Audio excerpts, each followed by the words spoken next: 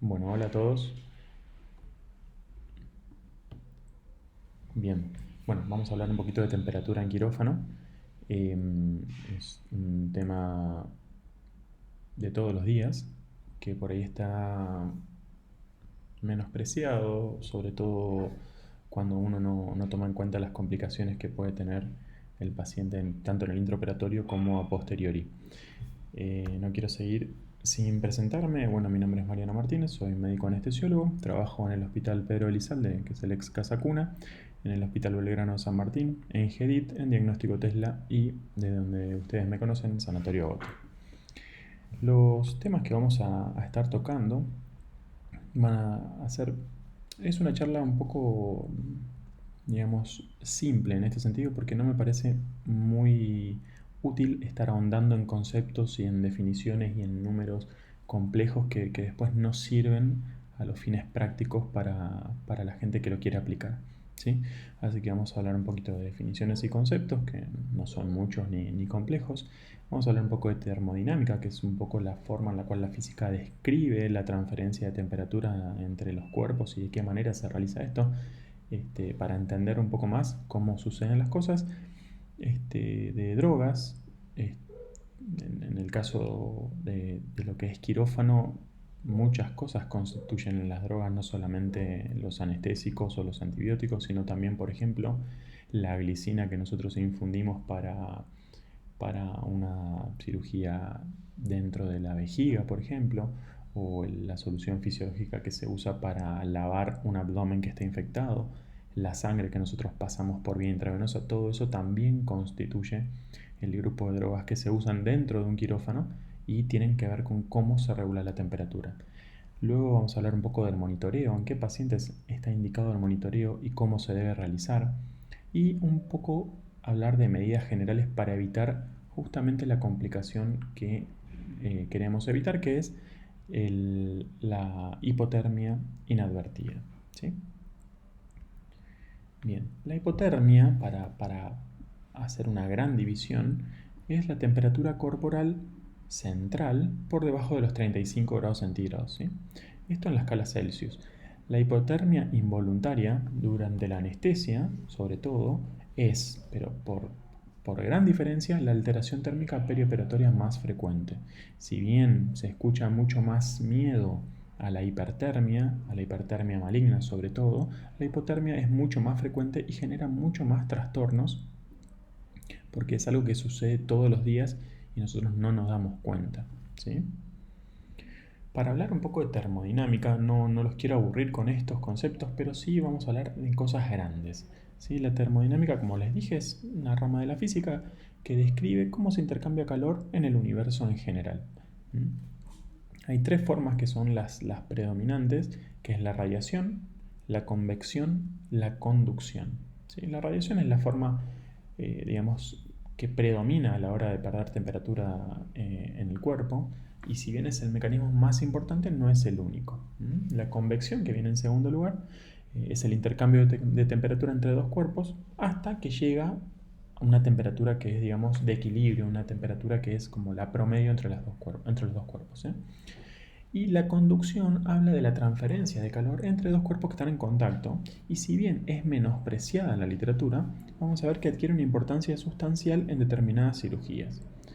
La evaporación tiene más que ver con cómo se pierde temperatura por la pérdida del vapor de agua. Por ejemplo, en un abdomen que está abierto, que tiene el peritoneo expuesto, eso evapora temperatura, ¿sí? A través de la evaporación perdón, evapora vapor de agua y de esta manera pierde temperatura.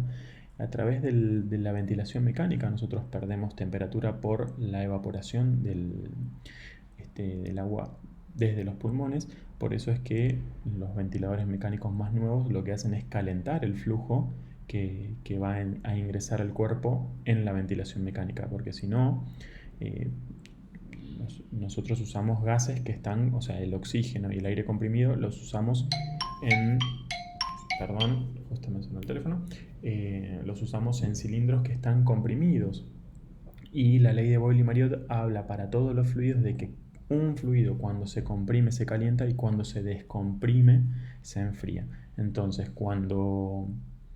cuando nosotros estamos usando los gases frescos de la máquina de anestesia para la ventilación mecánica, lo que estamos haciendo es descomprimiendo lo que viene de los cilindros donde se almacenan estos gases, el oxígeno y el aire comprimido. Esto hace que pierdan temperatura por esta ley física que les dije, y de esa manera nosotros le estamos metiendo un gas que es frío al cuerpo, ni más ni menos que a los pulmones, a la parte central, al mediastino, y estamos favoreciendo la pérdida natural de temperatura. El cuerpo pierde temperatura de central a periférico y nosotros con esto lo estamos favoreciendo. Por eso es que los ventiladores mecánicos desde un tiempo a esta parte calientan el flujo y permiten que esto no ocurra. Además, bueno, después vamos a hablar que podemos usar filtros, como por ejemplo ahora en la pandemia se popularizaron los filtros que previenen la pérdida de calor y temperatura. Y después tenemos otra forma adicional que es la combinación del dióxido de carbono que exhala el paciente con la calzodada del ventilador mecánico de la máquina de anestesia. Eso genera una reacción química que da como resultado dos productos. Uno es el agua, que por eso es que el circuito está humidificado naturalmente, digamos, no es por la exhalación del paciente, sino por la reacción esta del dióxido de carbono y la calzodada que generan agua, y por otro lado calor. Este calor ayuda a conservar un poco la temperatura del paciente, pero el calentamiento activo del flujo de gas fresco es fundamental. Así que bueno, estos son los mecanismos, no los quiero aburrir más con termodinámica, pero tengan en cuenta que estos son los mecanismos más importantes. La radiación en el paciente de todos los días, digamos, es el mecanismo más importante de todos y es lo que en la literatura ampliamente está descrito. Pero no es tan así cuando empezamos a analizar con un poco más de detalle el resto de los mecanismos. La convección que habla esto digamos, del intercambio de dos cuerpos que uno tiene una temperatura mayor y otro una temperatura menor, lo habrán leído o escuchado en los calefactores, que son calefactores convectivos o convectores, o el horno que es convector. Todo lo que hace es mover aire, digamos, para que se mezcle y que la temperatura de equilibrio resulte de una media entre el cuerpo que está emitiendo el calor y el que lo está absorbiendo. Eso para que lo tengan así por encima. Pero si nosotros entramos un paciente a un quirófano que está a 19 grados, ahí la convección empieza a ser muy importante y el paciente empieza a perder temperatura por emitirle al ambiente su propia temperatura, ¿sí? Y la conducción, que en la literatura no está muy estimada, digamos, porque habla de que, no sé, por ejemplo, que el paciente se acuesta en una camilla que tiene un aislante, que es el colchón, y que esto hace que no pierda temperatura por contacto directo. Podemos pensar también que cuando el paciente nosotros, por ejemplo, en una resección transuretral de un pólipo de vejiga, estamos instilando solución fisiológica o glicina, y los que hacen este tipo de procedimientos pueden ver que el flujo que se usa es alto, es decir, se usan entre 1 a 2 litros por minuto o cada 5 minutos, dependiendo el tipo de, de intervención. Esto que nosotros le estamos metiendo al cuerpo está entrando en contacto directamente con el cuerpo, con una víscera hueca como es la vejiga, y de esa manera le está transfiriendo calor a ese fisiológico que nosotros le estamos metiendo, que por lo general no está a una temperatura adecuada. Siempre se lo instila como viene de farmacia y no es una temperatura adecuada. Esto hace que el cuerpo pierda calor. Entonces, si ustedes me dicen cuál es el mecanismo más importante, y la verdad que depende mucho de la situación.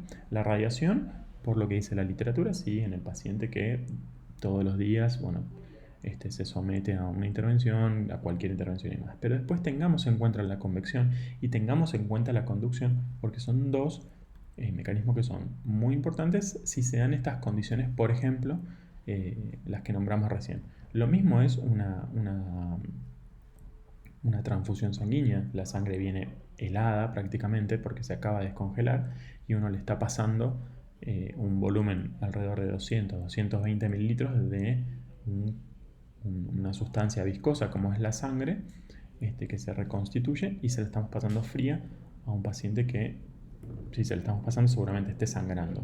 Entonces, tengamos en cuenta todo esto porque no es solamente la radiación el único mecanismo predominante para perder temperatura. ¿Qué pasa con las drogas? Bueno, como les decía hoy, hay un vector de pérdida de temperatura corporal y esto es de central, o sea, de la parte visceral mediastínica, hacia el compartimento periférico, ¿sí? Esto lo que hace es que la sangre, digamos, que circula caliente desde el centro del cuerpo, va hacia lugares que están más fríos.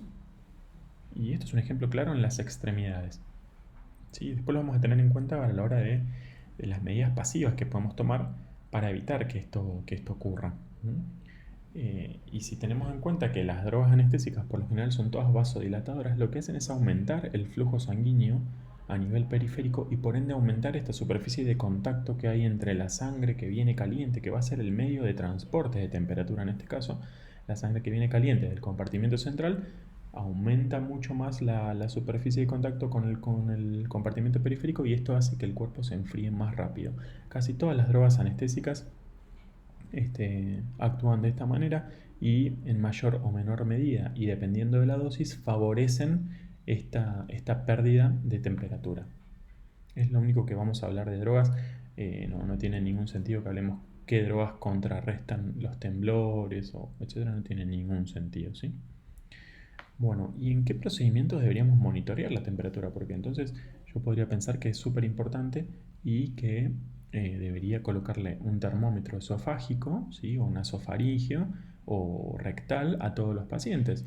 Y sin embargo no es así, porque por ejemplo, si vamos a hacer una endoscopía que dura como mucho en manos experimentadas 20 a 30 minutos, estoy hablando de un estudio doble, no tiene mucho sentido estar con un monitoreo de temperatura porque el paciente no va a llegar a enfriarse en ese...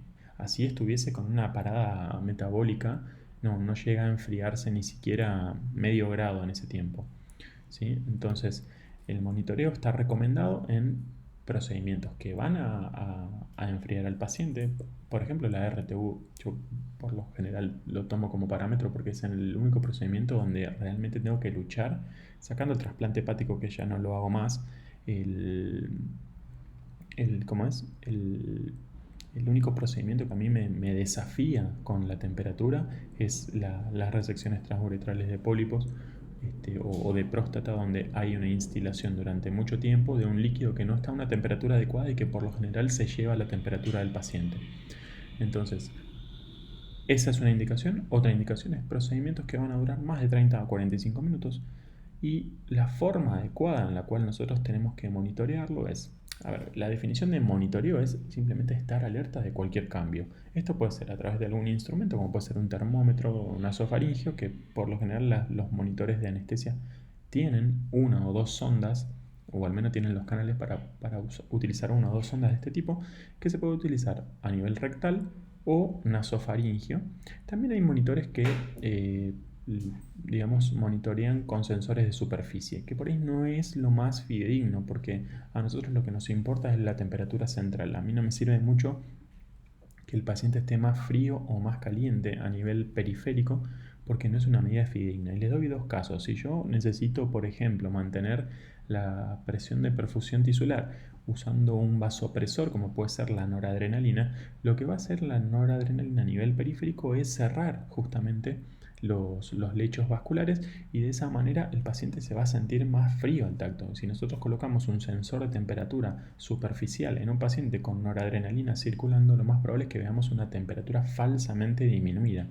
Y lo mismo hablo si lo pensamos a la inversa, si estoy utilizando drogas que son por lo general vasodilatadoras, como puede ser una infusión de propofol y me estoy excediendo en la dosis, el paciente va a estar, además de hipotenso, vasodilatado y va a favorecer la pérdida de temperatura, pero yo lo voy a tocar y lo voy a sentir más calentito. Es decir, que el sensor de superficie lo que va a hacer es monitorear o mejor dicho, sensar una temperatura falsamente aumentada. Entonces lo que más importa es la temperatura central y de esta forma tenemos dos métodos para medirlo. Es a través del recto,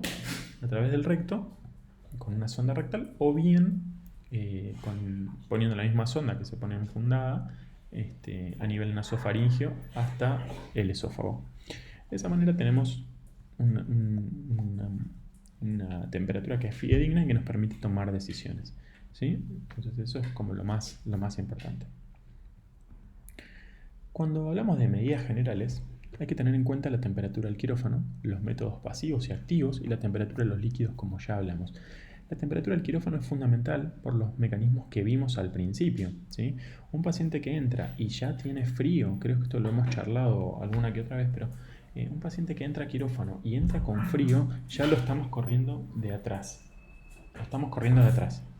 Ya es un paciente que va a perder temperatura de manera más rápida y más fácilmente. Ahora, si el paciente, o mejor dicho, el quirófano está en una temperatura agradable, digo, superior a los 23 grados, una temperatura de 23 grados ya es agradable para el paciente, y luego se puede modificar una vez que el paciente está dormido. Ya tenemos los mecanismos, digamos, de compensación de temperatura del paciente en marcha. Entonces, la temperatura del quirófano es algo que podemos hacer, y si bien no se recomienda tener la temperatura del quirófano por encima de esta temperatura de 23-24 grados, y no por cuestiones infectológicas, sino porque por lo general tiende a molestar al equipo quirúrgico y a perder el enfoque o la concentración en el procedimiento que están haciendo. Así que ese número es para tenerlo en cuenta. Después tenemos métodos pasivos. Nosotros sabemos que la capa de aire que está próxima a la piel o bien adyacente a la piel es una barrera a la pérdida de temperatura. Nosotros podemos facilitar que esta capa de aire se mantenga caliente con aislamiento, ya sea con sábanas de algodón, que a medida que nosotros le agregamos más, o sea, no es lo mismo usar una sola sábana que usar dos o tres, ¿sí? Si bien no aumenta un 100% la eficacia para evitar la pérdida de temperatura, aumenta de un 30% que sube el usar sábanas versus no usar, a un 50% que sube el usar tres, por ejemplo, versus una. Entonces, es una medida que se puede utilizar. Otra que nosotros en pediatría estamos acostumbrados y es muy efectiva, y a nivel costo también es costo efectiva, es utilizar bolsas de polietileno para envolver las extremidades, y de esta manera favorecer el aislamiento del cuerpo con la temperatura del quirófano. Y los métodos activos, de los cuales hay varios, la literatura actualmente recomienda los forzadores de aire, porque son mucho mejores que los forzadores de agua. Los forzadores de agua, o sea, los colchones de agua caliente, se ven mucho por ahí en las cirugías cardiovascular centrales, y, y uno podría pensar que, bueno, que el calor va de abajo para arriba porque es menos denso que el aire frío, y de esta manera el colchón abajo generaría calor que va subiendo y tomaría contacto con el cuerpo. Y bueno, la verdad que se vio que esto no es así en realidad, que la mejor forma en realidad de calentar o de mantener la temperatura con estos forzadores tanto de agua como de aire es con una manta térmica que vaya de arriba, o sea, puesta sobre el cuerpo, y que obviamente alcance a cubrir la mayor superficie del cuerpo posible. Eh, Como métodos activos, entonces, que quede el concepto de que lo más importante de todo es usar forzadores de aire y no tanto un forzador de agua, y que la manta térmica se use arriba del paciente y no abajo, porque están los underbody y los overbody. Entonces, de acuerdo a lo que hoy en día tenemos a disposición, de acuerdo a la información de la literatura, es esto, ¿sí? Las mantas tienen que ir por encima y con forzador de aire. Si esto no es posible, si no está presente en la institución, bueno, cualquier método, si hay agua, cualquier método va a ser mejor que nada.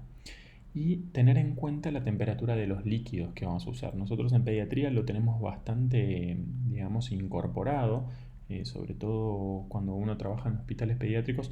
No, a nadie se le ocurre en un hospital pediátrico pintar a un paciente con un desinfectante como puede ser el Pervinox que no esté tibio, por ejemplo, ¿sí? A nadie se le ocurre. A nadie se le ocurre pasarle una gasa para limpiarlo con solución fisiológica que no esté tibia cuando el paciente se está despertando. A nadie se le ocurre infundir líquidos al cuerpo, ya sea para el lavado abdominal, ya sea para la irrigación vesical o ya sea para la expansión intravenosa, a nadie se le ocurre pasarle un líquido que no esté tibio, ¿sí? No tiene que estar caliente, tiene que estar tibio. No tiene que superar la temperatura corporal porque eso es perjudicial. Pero la temperatura de los líquidos es algo que se puede tener en cuenta, es algo fácilmente con los microondas. Hoy en día es fácilmente de alcanzar, digamos, con colocar unos minutos ya, ya podemos lograr una temperatura más adecuada de los líquidos y de esta manera evitar que el paciente pierda temperatura. ¿Sí?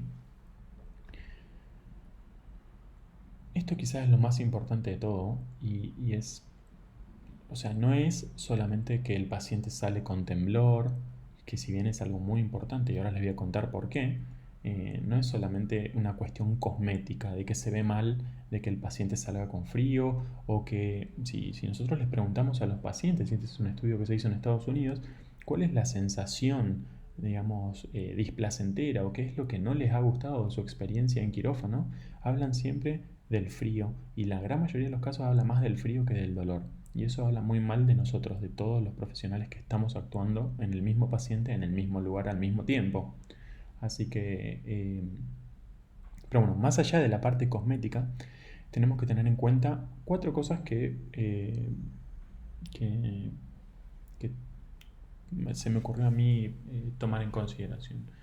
Estas cuatro cosas son la coagulación, la infección, el tiempo de internación y el consumo metabólico de oxígeno en relación a lo cardiovascular. ¿Sí? Entonces, ¿por qué digo la coagulación? La coagulación, nosotros tenemos que tener en cuenta que cuando el paciente pierde 1 grado de temperatura, es como tener entre el 30 y el 40% de los factores de coagulación menos. Es decir, no funcionan. Las enzimas tienen un rango de pH y de temperatura en el cual funcionan, son proteínas y los factores de coagulación no son ni más ni menos que enzimas y proteínas. ¿Sí? Entonces, cuando el paciente pierde temperatura, lo que hace es coagular menos. Y no es tanto, no es que el paciente se va a desangrar en el centro del cuerpo, sino que en realidad donde no actúa la coagulación es en los lugares donde está expuesto a mayor frío. Ejemplo, la herida quirúrgica. Entonces, tener en cuenta la temperatura a la hora de un paciente que está sangrando eh, no es menor, ¿sí? No es menor. Y esto es una implicancia muy importante, ya que se vio que pacientes que no fueron, digamos, cuidados a nivel de su temperatura corporal, recibieron más transfusiones con un montón de mayor complicación que esto genera. Una transfusión no es gratuita, no es pasarle sangre y ya está, tiene un montón de complicaciones que no son deseables. eh, bueno, obviamente la cirugía se vuelve más tórpida porque el cirujano tiene que realizar muchas más maniobras para lograr cortar el sangrado, que en este caso es de origen médico. ¿Qué pasa con la infección? La tasa de infección aumenta drásticamente cuando el paciente estuvo expuesto a temperaturas por debajo de lo fisiológico y acá todos sabrán que cuando uno tiene una infección lo que genera es un aumento de temperatura, es decir, uno tiene fiebre, no tiene hipotermia, ¿sí? Entonces la temperatura baja va en contra de la prevención de infecciones en el sitio quirúrgico y tanto más como un 30, 40, 50% más cuando el paciente estuvo expuesto a temperaturas bajas durante el perioperatorio. El tiempo de internación se ve considerablemente aumentado, casi un 30% más de tiempo de internación, y esto obviamente expone al paciente a un montón de otras cosas. Por ejemplo, infecciones intrahospitalarias, a la demora en la restitución de ese paciente a la sociedad y demás. Con respecto al consumo metabólico de oxígeno, tenemos que tener en cuenta que los temblores, por ejemplo, que nosotros vemos, es la movilización muscular para de alguna manera movilizar el metabolismo y uno de los productos del metabolismo, además del ATP, la energía y demás, es el calor. ¿Sí? Si bien la célula es una de las máquinas más eficientes de la naturaleza, que transforma la energía casi del combustible, que es la glucosa, y el oxígeno lo transforma casi en un 54-55% en energía, el resto se disipa como calor. pone en marcha esta maquinaria, el organismo, para poder aumentar la temperatura. Pero ¿qué pasa? Eso hace que el consumo metabólico de oxígeno aumente drásticamente y genera complicaciones a nivel miocárdico, porque el miocardio también aumenta el consumo metabólico de oxígeno. Y esto en un corazón sano no pasa nada, pero en un corazón que tiene su aporte de oxígeno a través de la vascularización, disminuido, ya sea por una oclusión, por lo que sea, por un infarto, por lo que sea que no tiene su aporte garantizado, puede generar complicaciones cardiovasculares adicionales. O sea, fíjense cómo algo tan simple como la temperatura del paciente puede traer muchos trastornos que uno obviamente despierta al paciente y no lo ve, pues el paciente se va y no lo ve, pero a largo plazo nadie se pone a mirar cuáles son las complicaciones que genera el tema de la temperatura. Bueno, me parece que es un tiempo prudencial para hablar de esto. Esto es, digamos, una introducción, no pretende tampoco ser una clase magistral al respecto, ya que el tema es muy vasto y, como verán, las implicancias son muchas. Sí, tener en cuenta de que existe, de que el paciente entra desnudo, con poca ropa, en épocas invernales, a un lugar que de por sí ya está frío, que se va a someter a procedimientos que lo van a enfriar más, que se le van a infundir drogas que van a hacer que esa temperatura sea más, que esa temperatura se pierda más fácilmente. Entonces tengamos en cuenta este problema para sugerir a los médicos que están actuando sobre el paciente determinadas medidas que pueden ayudar a que el paciente primero salga mejor, que contribuya con la seguridad del paciente, que no se complique más de lo necesario y que tenga una mejor recuperación y reincorporación a la sociedad, a su trabajo, a su familia, que es lo que todos queremos. Vamos a abrir en algún momento una sección. Lamentablemente yo no cuento con mucho tiempo, por lo cual optamos con las chicas de quirófano por esta modalidad. No cuento con mucho tiempo como para poder dedicarle una clase entera, digamos, de manera presencial y demás, pero esto que charlamos ahora puede actuar como disparador para que a ustedes les surjan preguntas, las cuales voy a contestar con mucho placer en la medida que mi conocimiento lo permita y bueno, empezar a tener en cuenta este problema para poder sugerir al equipo tratante que cambie algunas cosas para ayudar al paciente, ni más ni menos. Espero les haya servido de algo. Cualquier duda o consulta, bueno, me las hacen llegar y vemos si podemos abrir un espacio de preguntas y respuestas en algún momento, aunque sea cortito, para poder de alguna manera dilucidar lo que se les vaya ocurriendo de esto que charlamos. Es un placer para mí haberles dado este contenido y nos estamos viendo.